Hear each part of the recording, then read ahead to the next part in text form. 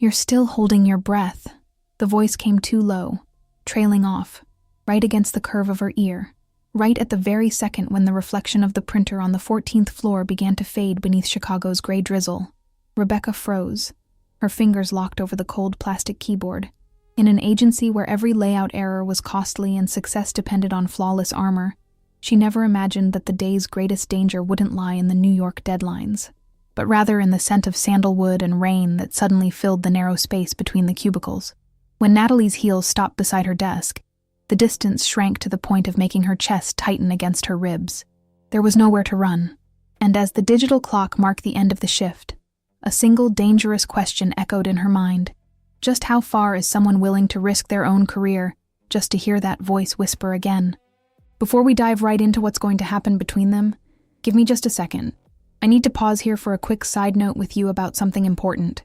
You know when the story starts to heat up, glances cross, and right after that, the scene cuts? As if they closed the door right when everything was starting to make sense. You feel that frustration of knowing it needed to go deeper. And it really did. Because what you really want to follow, all the psychological intensity, the subtlety of the touches, and the raw truth these characters deserve, runs up against the increasingly strict and limiting rules of the open platform. Here, I deliver as much emotion as possible with all due care, but I have to respect YouTube's limits to keep the channel safe and up and running. But if you're looking for the complete story, with all its layers, uncensored, and with total creative freedom, that is exactly what our VIP lounge is for. An exclusive, reserved space for anyone who wants to dive into more intense, visceral, and deep narratives, where sapphic intimacy needs no restraints. Besides guaranteeing unforgettable content for you, supporting the VIP lounge is what keeps this project protected and alive in the face of the platform's constant restrictions and monetization drops. The choice is yours. You can keep following the excerpts right here, or you can click the pinned link in the first comment right below to secure your access to our VIP lounge and find out what happens when the restrictions disappear and they are completely at ease. The path is waiting for you there. Now, let's get back to the story. The muffled sound of the printer in the corner of the 14th floor seemed to mark the exact rhythm of that Chicago agency's collective exhaustion. Through the double-paned windows, the November dusk fell gray over Michigan Avenue, dragging a fine drizzle that blurred the headlights of the cars down below. Rebecca adjusted the frame of her glasses for the third time in 2 minutes, pretending to analyze the cost spreadsheet on her computer screen, although her eyes were fixed on the trembling reflection of her own image. She knew the exact moment Natalie's heels stopped clicking against the beige carpet. The silence that followed in the adjacent cubicle wasn't work-related. It was presence. The air in the room suddenly felt rarefied, too heavy for her lungs, laden with that unmistakable scent of fresh coffee, mixed with the woody perfume that belonged to Natalie alone. "Are you still here?" The voice came low, almost a breath grazing the partition, cutting through the mechanical hum of the air conditioning with a surgical precision that made the hairs on Rebecca's arms instantly stand on end. Rebecca didn't turn her head right away. She left her fingers resting on the keyboard, feeling the cold plastic beneath her fingertips while her breath hitched for a fraction of a second. In that ruthless corporate world of the multinational, where every layout error or delayed report came at a high cost, losing focus was a dangerous luxury.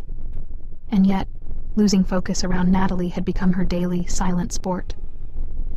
"I'm finishing up the quarter-end close, Natalie," Rebecca replied, keeping her voice deliberately neutral, firm, almost cold, trying to build an invisible wall between them. But the wall was made of tissue paper. A pair of pumps stopped right beside her chair, and the shadow cast by the fluorescent light covered half her desk. Neither of them said anything else for a few endless seconds. One of those charged silences where the air seems to vibrate, and any word spoken in the wrong tone could untie a knot that took months to tighten. "The quarter can wait another 10 minutes, Natalie murmured, leaning her body slightly forward. Her perfume, a subtle blend of sandalwood and rain, invaded Rebecca's personal space in an almost invasive way, disarming any attempt at rational defense. Rebecca felt her jaw lock. She could see, out of the corner of her eye, the hem of Natalie's black-tailored pants, and the tip of her shoe tapping lightly on the carpet, an almost imperceptible sign of impatience that contrasted with the calculated calm of her voice. "The New York client wants the report on his desk by tomorrow morning. You know that as well as I do," Rebecca retorted, finally turning her head to face her, though the tactical error was obvious the second her eyes met Natalie's. Natalie's brown eyes carried a defiant, playful, and dangerously close gleam, that kind of look that seemed to see right through all the layers of professional armor Rebecca had spent years building. Natalie didn't back down. On the contrary, she took another invisible step, closing the distance to the point where the fabric of her gray blazer almost brushed Rebecca's shoulder. In an agency where everyone measured every word for fear of corporate memos or office gossip, their proximity always bordered on the imprudent. "You work too much, Beck," the short nickname, whispered with an intimacy that only existed when the floor's lights began to dim and the other employees went home, dismantled the last bit of composure Rebecca had left. She hated being called that at the office, but she hated even more how Natalie's voice seemed to wrap around her name like a tight hug. Rebecca swallowed hard, feeling her throat tighten, and looked away at the cold coffee mug on her desk, desperately seeking an anchor in any inanimate object. "Someone has to keep this department running," Rebecca muttered, with a tense, ironic smile on her lips. "True. Someone has to hold down the fort," Natalie agreed. But there was something in her intonation that turned the simple phrase into an inevitable double entendre. She rested her hand lightly on the acrylic glass partition, her long, clean fingers coming very close to Rebecca's hand. A millimeter touch, almost accidental, but it made Rebecca's skin burn as if she'd touched heated metal. Rebecca pulled her hand back in a quick reflex, pretending to adjust her notepad, a sudden movement that didn't go unnoticed. Natalie let out a short, muffled laugh that carried a hint of melancholy amusement. "You shake every time I get close, you know." The accusation came soft, almost harmless, but it struck Rebecca right at the center of the vulnerability she was trying so hard to hide. Blood rushed to Rebecca's cheeks, betraying her mercilessly. She felt the heat spread down her neck, the kind of physical reaction no logical argument could disguise. She looked around, making sure the rest of the floor was empty, with the LED lights softly blinking in energy-saving mode. "I'm not shaking, Natalie. It's the air conditioning in this place that's out of whack," Rebecca lied, her voice slightly shaky, which immediately destroyed the credibility of her defense. Natalie tilted her head to the side, evaluating her with that infinite patience that drove Rebecca to the edge of a nervous breakdown. Silence reigned between them once more, filled only by the distant sound of a siren muffled by the thick windows of the commercial tower in downtown Chicago. Before Rebecca could formulate another escape phrase or invent some emergency in the company system, Natalie leaned down slightly. The movement was so fluid, so unexpected, that Rebecca held her breath. Natalie rested her fingers on the edge of Rebecca's desk, bringing her face inches from her ear. The warmth of Natalie's cheek mixed with Rebecca's cool skin. It was then that the corporate world of deadlines, executive meetings, and spreadsheets completely vanished, erased by the sound of that voice whispered very slowly, right against the curve of her ear. "For someone who claims to feel nothing, you've been holding your breath for almost a whole minute." The phrase was accompanied by a gentle puff of air that made the hairs on the back of Rebecca's neck stand up, leaving a trail of pure electricity in the air. Rebecca froze in her chair, unable to move a single muscle, her heart beating erratically against her ribs like a bird trapped in a glass box. She didn't answer. She couldn't, because for the first time in months, the truth was too glaring to be disguised by any joke or professional smokescreen. And while the digital clock on the office wall relentlessly marked the end of the shift, the distance between their shoulders seemed to have shrunk to the size of a choice that would change everything. If you've ever caught yourself holding your breath near someone whose mere presence scrambles all your certainties, you know exactly what Rebecca is feeling right now. And if you like this silent tension, subscribe to the channel to follow the next chapters of this story. The next morning's coffee at the agency started exactly like all the others over the past 2 years, with the difference that the air between Rebecca's desk and the meeting room seemed to have a density of its own. Rebecca arrived earlier than usual, at 7:30, in a desperate attempt to avoid crossing paths and glances that now seemed to carry the weight of an unwanted confession. She hated her own vulnerability. She had spent her entire life building a reputation as someone who wasn't shaken by corporate pressures, client crises, or absurd deadlines in Chicago.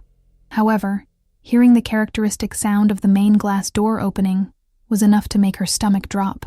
It wasn't the sound of ordinary footsteps. It was the steady, almost casual rhythm with which Natalie usually walked in, carrying her unsweetened mocha thermal cup, feigning a serenity that Rebecca knew was as false as her own morning composure. "You forgot the media report in my inbox last night." Natalie's voice cut through the silent hallway, even before she took off her gray wool coat. She wasn't at her desk. She was standing right at the entrance of Rebecca's cubicle, arms crossed over her chest in a way that tried to look strictly professional, but whose eyes gave away the exact intention of provoking. "I didn't forget. The system crashed right at 7, and you know that as well as I do, Natalie," Rebecca replied without lifting her eyes from the screen, typing with unnecessary force that made the keys snap. "Did the system crash, or was it you who decided to run away before having to look at me again?" The question came low, direct, without beating around the bush, laden with that irritating frankness that Natalie used as a disarming weapon. Rebecca stopped typing instantly. The silence that settled over the cubicle was filled only by the distant hum of the building's ventilation system and the muffled sound of snow melting against the tall window pane. She hated when Natalie hit the mark with such ease, exposing her poorly disguised escapes as if they were an open book. Rebecca slowly raised her face, tucking her hair behind her ear with fingers that stubbornly refused to obey her desire to look indifferent. "I didn't run away from anything. I have better things to do than manage corporate paranoia, Natalie," she retorted, trying to inject a dose of harshness into her voice that sounded much more fragile than she intended. Natalie took a step forward, ignoring the physical barrier of the desk. The woody perfume filled the space between them, mixing with the scent of old paper and printer ink. "Really? Because your breathing changed the second I walked into the room, and it has nothing to do with the system crashing, Beck." Physical proximity was a minefield where both insisted on walking, testing the limits of patience and restraint. Natalie wasn't perfect. She harbored flaws just as big as Rebecca's, especially her unbearable habit of poking at other people's wounds just to see if they still hurt. But there was something in Natalie's slightly tense shoulders, in the way she bit the corner of her lower lip when she fell silent, that disarmed any logical argument Rebecca tried to formulate in her mind. In an agency where everyone competed for executive positions and fake smiles in board meetings, the brutal honesty between the two was the only real thing, and the most terrifying of all. "You like to push limits to the breaking point, don't you?" Rebecca murmured, shifting her gaze to the mechanical pencil on the desk, unable to sustain that intensity without feeling like she would lose control of herself. "Only when the damage is worth it," whispered Natalie, whose voice lost its usual teasing tone, acquiring a husky gravity that made the air feel thin. The hallway was completely empty at that hour, with the rest of the accounts team trapped in an alignment meeting on the 20th floor. The file room, located right at the end of the side corridor, offered the only sliver of privacy amid the glass and metal corporate open space. Without saying a word, in an almost instinctive movement that dispensed with any planning, Natalie tilted her head toward the dark hallway and took 2 steps back. Rebecca knew, at that exact instant, that she was making a catastrophic mistake. She knew that crossing that invisible line meant admitting something that could no longer be undone the following Monday, and yet, her feet moved before her brain could issue any order to retreat. The dimness of the file room smelled of old paper, fine dust, and Natalie's wool coat. The space was narrow, squeezed between gray steel shelving units that went from floor to ceiling, muffling the sounds of the rest of the floor. Natalie leaned her back slightly against the metal shelf, blocking the exit with her own body, although there was plenty of room to pass. Her eyes shone in the gloom, dark and fixed, tracking every micro-expression on Rebecca's face with an almost surgical attention. Neither of them spoke for long seconds. Rebecca's chest rose and fell at an accelerated pace, visible through the fabric of her white button-down shirt, betraying the calm she tried to maintain in her facial expression. "You're shaking again." Natalie's realization came out almost like a breath against the skin of Rebecca's neck, who had taken 1 step more than prudence allowed. "It's the cold in this place." Rebecca tried to lie for the 1,000th time, but her voice died in her throat as Natalie's hand slowly rose, her fingers lightly brushing the collar of her shirt, stopping right at the curve of her jaw. The touch was brief, almost hesitant, but charged with an electricity so dense that it made Rebecca close her eyes for a second. There was no rush, no mechanical urgency. There was only the weight of months of accumulated silence between spreadsheets, meetings, and glances crossed at the coffee machine. Natalie tilted her face, approaching with a deafening slowness, giving Rebecca every chance in the world to back away, to say no, to build back up her professional wall, but Rebecca didn't move. When Natalie's lips finally touched hers, her resistance completely collapsed, replaced by the urgent warmth of that forbidden proximity. It was a restrained kiss, soft, shaped by the tension of someone who had been on the edge of a precipice for too long, where the breath of both blended into a single trembling sigh in the gloom of the file room. The distant sound of footsteps echoing on the main hallway carpet broke the moment's truce like a dry shot. Rebecca stepped back half a step, with slightly flushed lips and ragged breathing, feeling her racing heart echoing in her ears as she hurriedly adjusted her shirt collar. Natalie remained leaning against the steel shelf, her eyes fixed on Rebecca, a minimal, complicit smile playing at the corners of her lips, mixed with an evident tension that both tried to disguise. Not a word was spoken as the sound of footsteps faded down the hallway, leaving behind a dense trail of something that no longer belonged to the corporate environment, but to a dangerous point of no-return zone. When they returned to the open space minutes later, feigning a cold normality that would fool anyone except themselves, the report on the computer screen seemed to belong to a completely parallel reality. Rebecca sat down in her rolling chair, feeling the lingering warmth of the touch still burning on her skin, while the wall clock marked the beginning of a day that promised to test every inch of her self-control.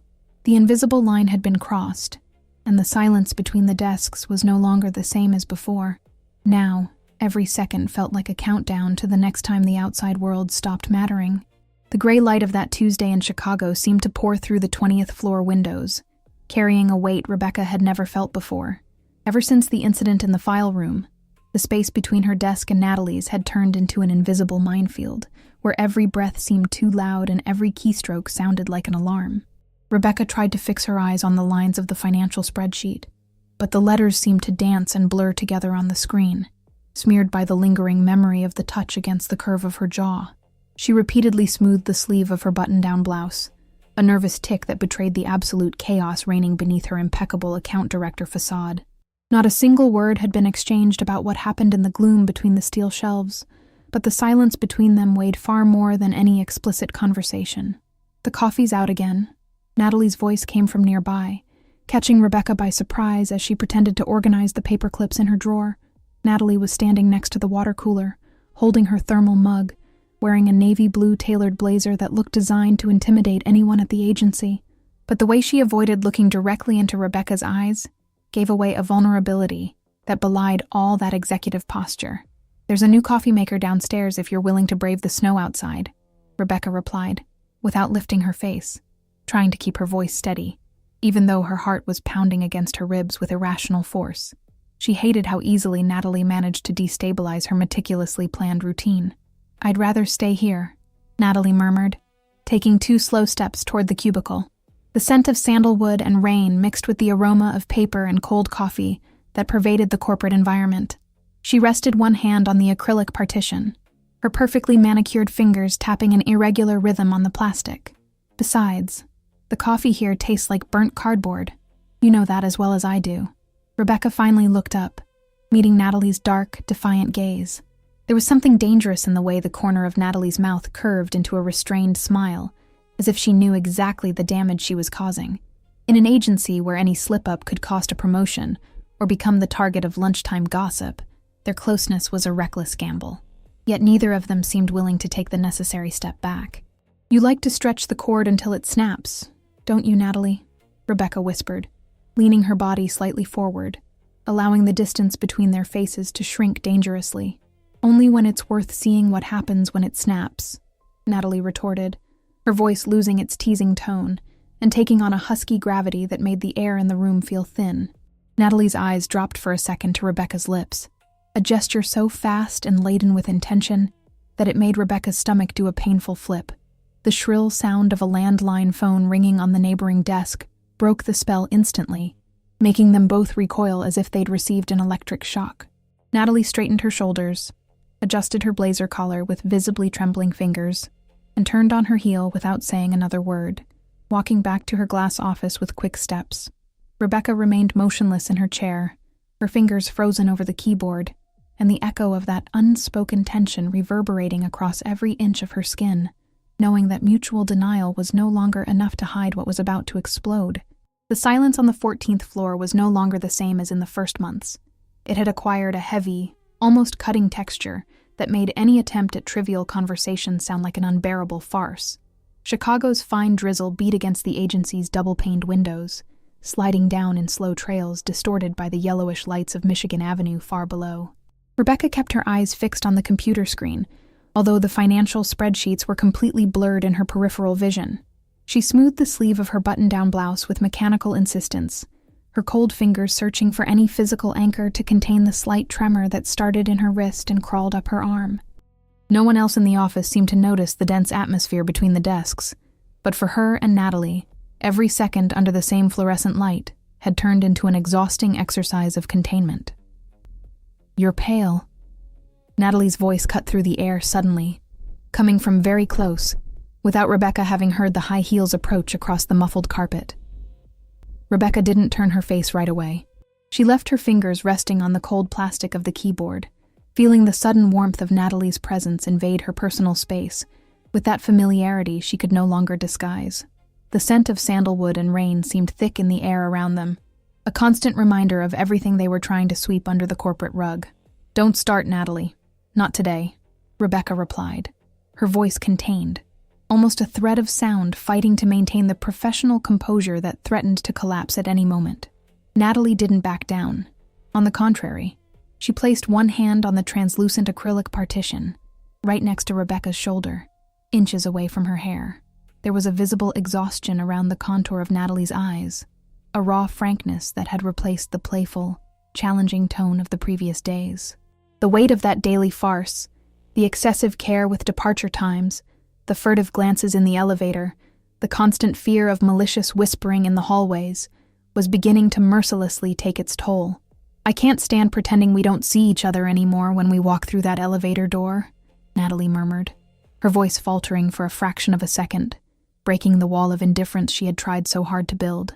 Rebecca swallowed hard, feeling her throat tightened by a painful knot. Her stomach felt compressed against her ribs. She slowly turned her face, meeting Natalie's brown eyes staring at her with an almost unbearable intensity. In an agency where professional success depended on stacked decks and flawless appearances, admitting any weakness was corporate suicide. And yet, at that exact moment, the idea of continuing to hide what they felt seemed much more terrifying than any firing. "And what do you suggest we do, Natalie? Put an ad on the HR bulletin board?" The irony escaped Rebecca's lips sharply, although there was far more desperation than anger in her tone. "You know how this place works. One mistake, one slip-up, and everything we've built professionally disappears in seconds. I don't care about this place, Beck." The answer came low, almost whispered, but laden with an absolute conviction that made Rebecca's heart leap violently in her chest. "Well, you should, because someone has to be the realist here," Rebecca retorted, looking away at the cold coffee mug on her desk, unable to sustain that frankness without feeling like she would lose control of all her defenses.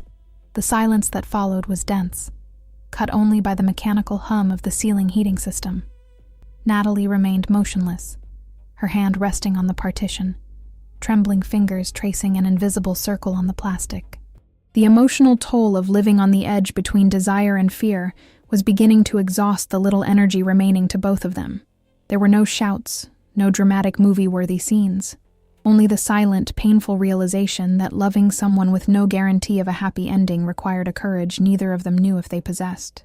If you've ever found yourself loving someone in secret, accepting crumbs of time and space just to stay close, you know exactly the emptiness left behind when the bill for that uncertainty finally comes due. The air on the 14th floor felt colder that week, as if the agency itself were conspiring to freeze any trace of warmth that might still remain between the desks. Rebecca sat in front of the open cost spreadsheet, but the numbers looked like a gray, meaningless mass, completely emptied of any real urgency. The true weight didn't come from missed deadlines or the uncompromising demands of the New York client, but from the geometric emptiness that had formed exactly 2 meters away. Ever since Natalie had decided to temporarily transfer her workstation to the marketing wing on the 12th floor, under the pretext of personally coordinating the new winter campaign, the space around Rebecca's desk had acquired the silent density of a corporate graveyard. She smoothed the sleeve of her wool blouse with mechanical insistence, her fingers brushing against the rough fabric until her skin turned red, seeking in physical discomfort, a way to numb the constant pang she felt in her chest. There were no fights, no screams, no dramatic scenes in Chicago's mirrored hallways. There was only the worst of all distances, the one built by rational choices and calculated silences. Sometimes, in the rare moments when they crossed paths in the panoramic elevator lobby or the floor's cramped kitchenette, the mutual attempt to maintain professional composure turned into a painful and transparent farce. Natalie would appear with her wool coat buttoned up to the top button, her hair tied in a strict ponytail that avoided any loose movement, pretending to be completely absorbed in reading printed reports. Rebecca, in turn, would hold her breath the exact instant the elevator indicator showed it had arrived on the floor, feeling the familiar scent of sandalwood and rain evaporate from the air before she could even fully absorb it. "The Detroit media report is in your inbox," Natalie had said the day before, without lifting her eyes from her cell phone screen, leaning against the coffee maker's granite counter with her shoulders visibly tense and rigid. "Thank you. I'll review it as soon as I finish the account audit," Rebecca had replied, with her voice perfectly level, cold, impersonal, exactly how a senior account director should sound when speaking to a colleague from another department. Neither of them had dared to look up to face the other. The silence that stretched between the coffee machine and the counter lasted only 3 seconds, but it seemed to drag on for an entire eternity, weighing like lead in the kitchenette's stuffy atmosphere. It was the exact distance they had chosen to protect themselves, the price charged for prudence in a corporate environment where any emotional slip could cost years of a career built with sweat and sacrifice. But the protection they sought so much felt much more like a slow, continuous punishment. Every click of high heels echoing across the hallway carpet now brought the futile expectation of being Natalie's, immediately followed by the cold disappointment of realizing it was just another hurried intern carrying stacks of cardboard. Night was falling quickly over Michigan Avenue, dragging a fine, persistent snow that began to accumulate on the ledge of the double-paned windows, transforming Chicago's urban landscape into a gray, melancholy blur.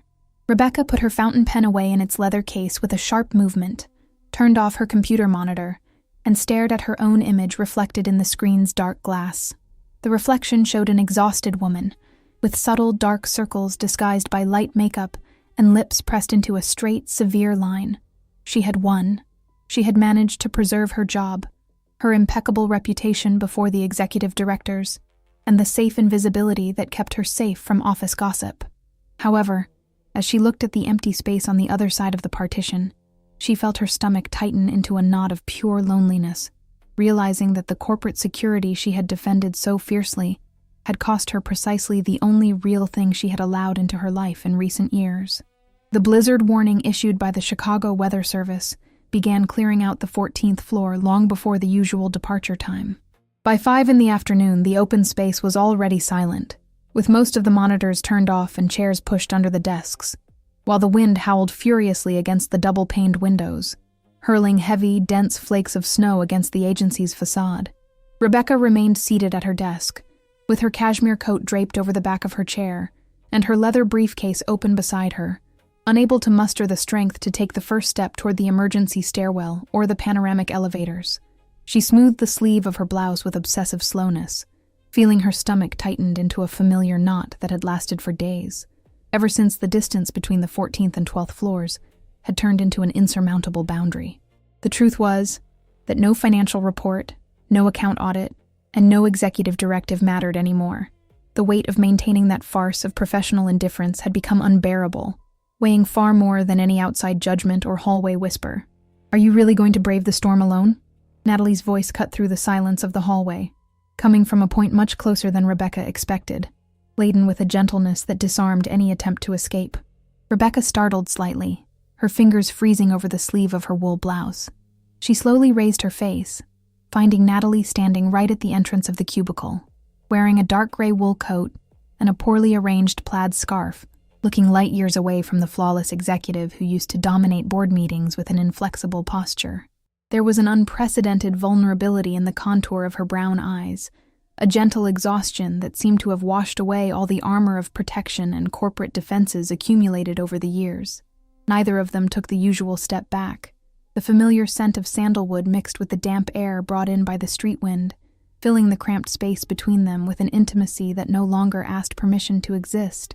The brown line trains are still running, Or at least that's what the city app says, Rebecca replied, her voice slightly shaky, abandoning any attempt to raise the formal or distant tone she had used over the past few weeks to protect herself. Natalie took a step forward, crossing the imaginary line that had kept their routines separate for so long. The heels of her shoes didn't click on the carpet.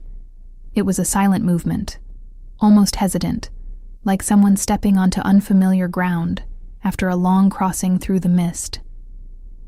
She stopped inches from Rebecca, so close that the warmth of her body seemed to dissipate the metallic cold coming from the glass windows. The trains have been stopped for over an hour. Everyone knows that. You're just making up an excuse not to have to admit that you spent the whole week wanting to see me as much as I wanted to see you, Natalie said, her voice low, husky, without a trace of the irony she used to wear as a protective shield before the world. Rebecca felt the blood rush to her cheeks, betrayed by her own body, which refused to keep lying. She opened her mouth to formulate some rational defense, some corporate argument about boundaries and professional prudence in a multinational environment, but the words simply died in her throat. She looked at Natalie's hands, resting loosely on her own coat, and noticed that her fingers were trembling slightly, an imperceptible detail to anyone watching from afar, but obvious to anyone who knew every micro-expression of that woman. It was the end of the line for pride. The rigidity of the last days collapsed like a poorly built house of cards, exposing the raw, honest fragility of two people exhausted from hiding from themselves. I spent the entire week trying to convince myself that pushing you away was the best choice, Rebecca confessed, her voice almost inaudible, breaking the last remnant of resistance she still had left. She raised her hand slowly, in a hesitant and uncertain movement, and lightly brushed her fingers against the edge of Natalie's scarf, feeling the soft texture of the wool beneath her skin. But it was the worst week of my life. Natalie let out a long sigh, a sound mixed with relief and surrender, as her shoulders dropped a few inches, releasing the accumulated tension of months of forced silence. She didn't wait another second of hesitation.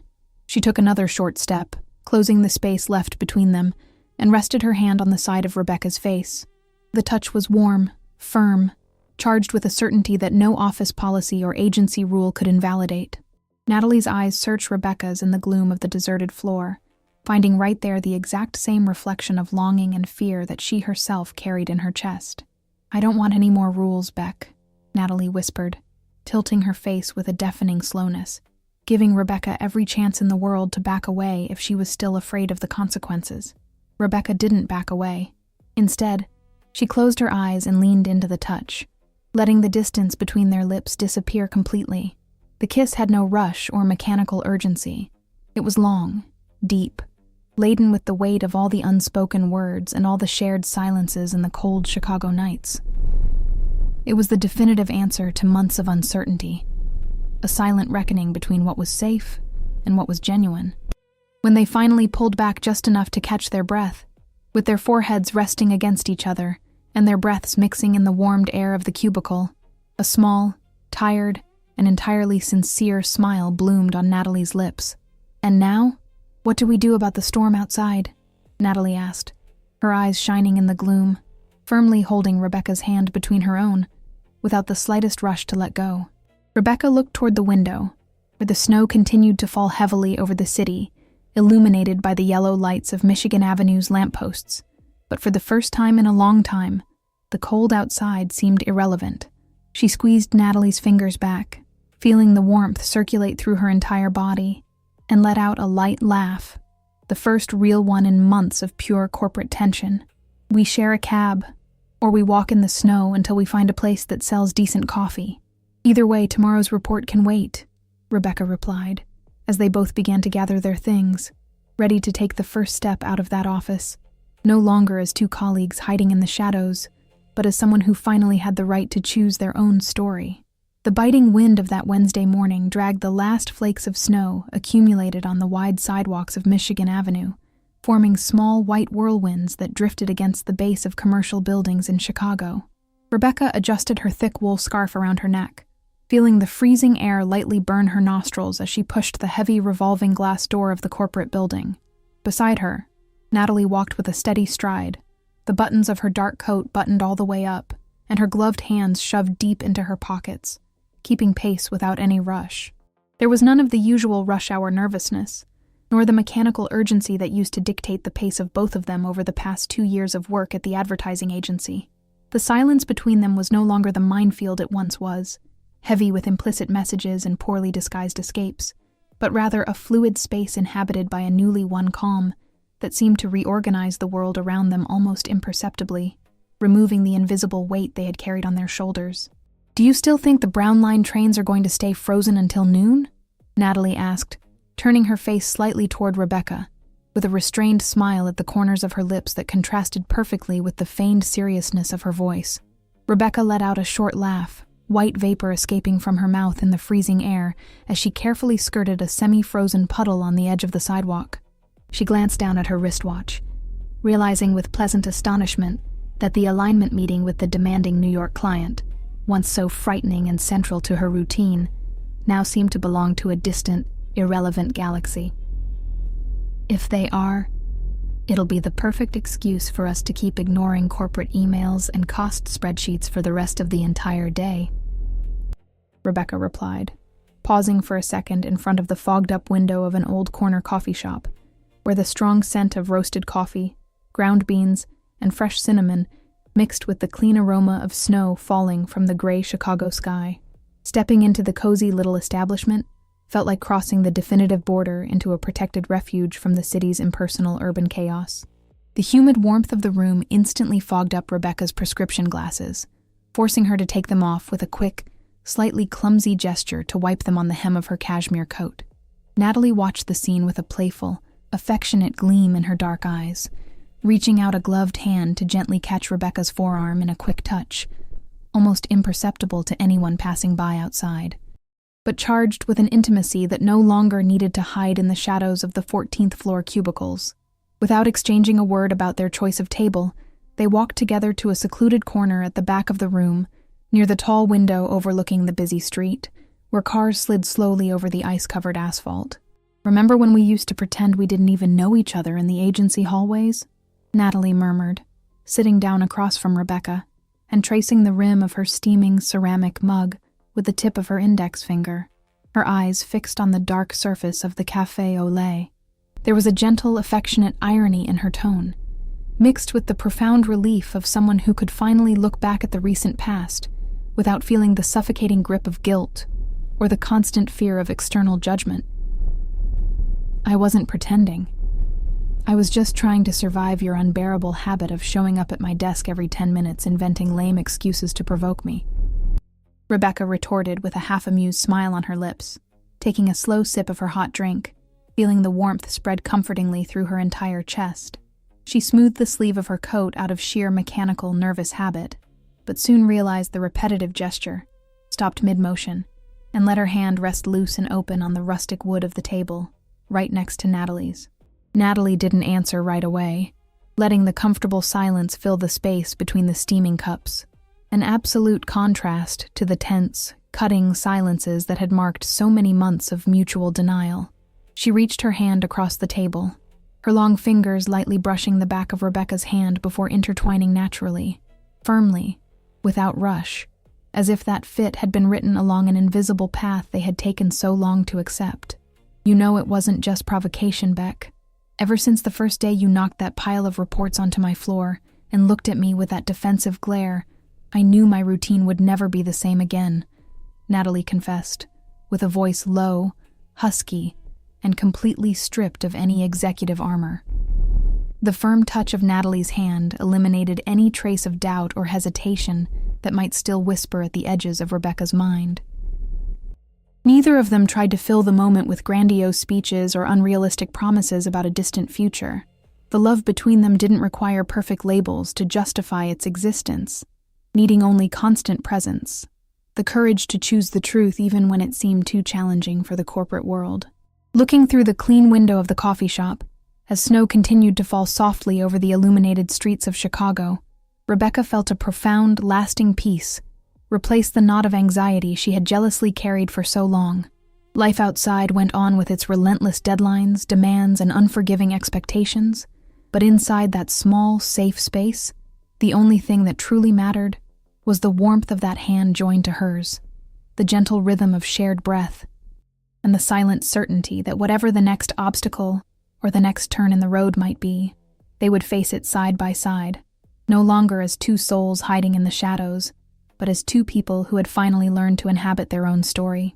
The reflection in the agency's window pane no longer carried that cutting rigidity of the early days in Chicago, even though the routine of the 14th floor continued to be dictated by the same relentless rhythm of spreadsheets, deadlines, and endless executive meetings.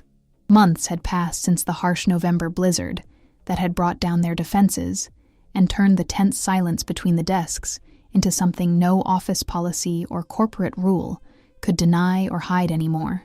Rebecca adjusted the frames of her glasses with a calm that felt entirely new, her fingers sliding smoothly across the computer keys as she organized the quarterly report for the New York client, feeling the lightness of someone who no longer needed to watch every breath or police every movement in front of colleagues. There was no longer any need to pretend indifference in the hallways, nor the desperate urgency to hide every crossed glance near the coffee machine.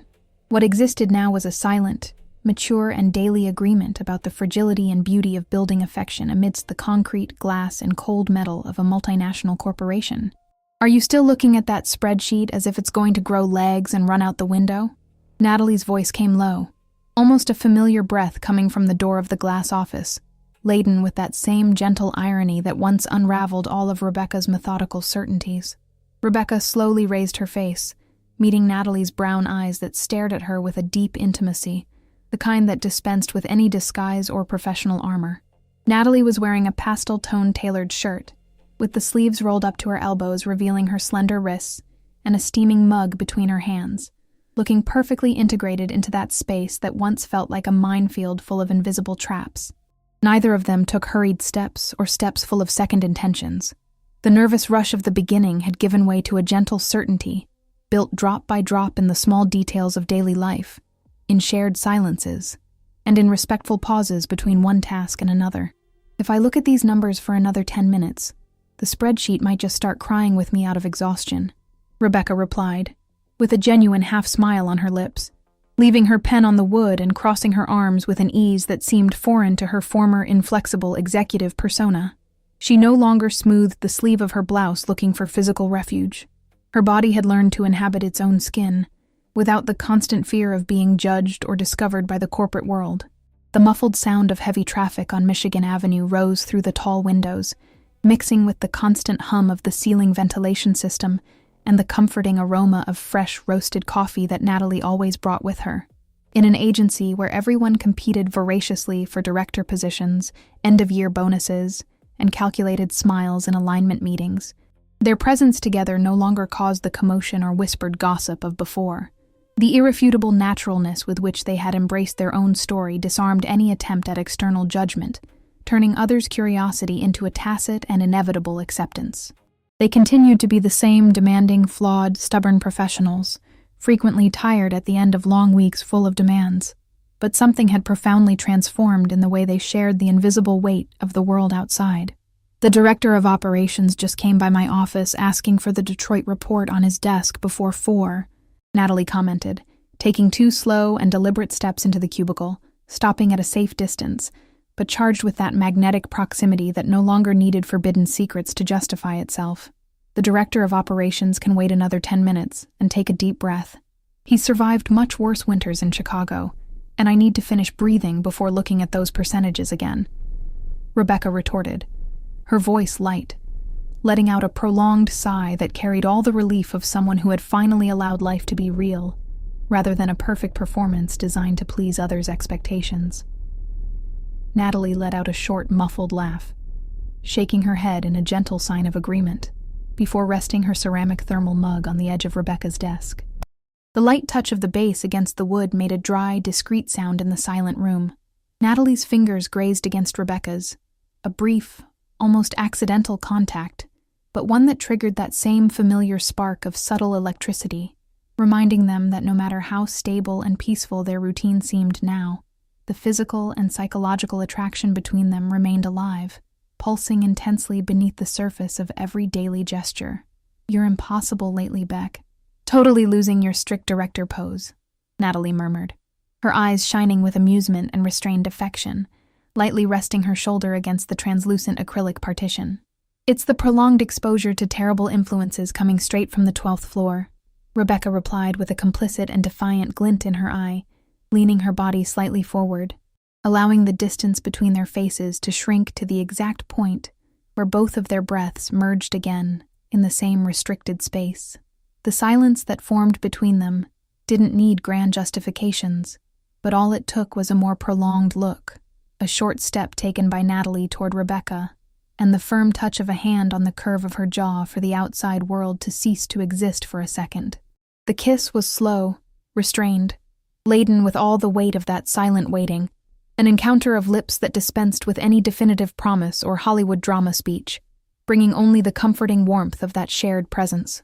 When they pulled back just enough to catch their breath, with their foreheads touching and breaths mixing in the warmed air of the cubicle, a small, tired, and entirely sincere smile bloomed on Natalie's lips.